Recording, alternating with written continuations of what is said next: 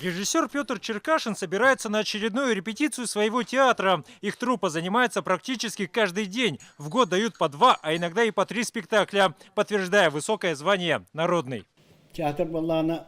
Приказ о создании нашего театра вышел 5 мая 2013 года. Мы стали народным театром. Мы тогда очень обрадовались. Мы защитили это звание. Культурный расцвет в селе Тумул Усть-Алданского района начался с введением сухого закона. Теперь активность жителей и интерес к творческому досугу растет с каждым годом. Борьба с алкоголем в селе ведется с 2010 года. Тогда здесь был организован опорный пункт трезвости. Велась активная пропаганда здорового образа жизни. А в 2012-м и вовсе был объявлен сухой закон.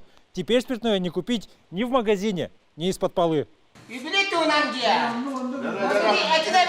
Спектакль по пьесе Василия Харысхала репетировали 3,5 месяца. Он рассказывает о судьбе и жизни якутского общественного и политического деятеля Василия Никифорова Кюлюмнюр.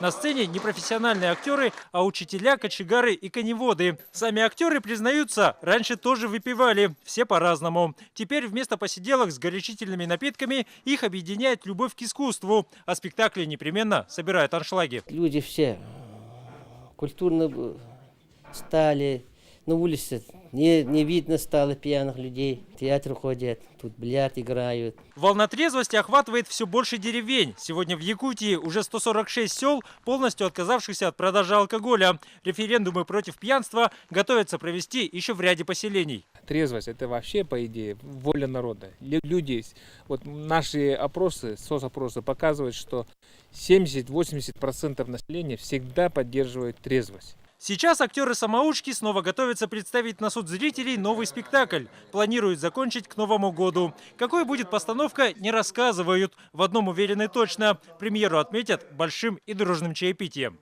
Дмитрий Макаров, Максим Бурцев. Вести. Усть-Алданский улус.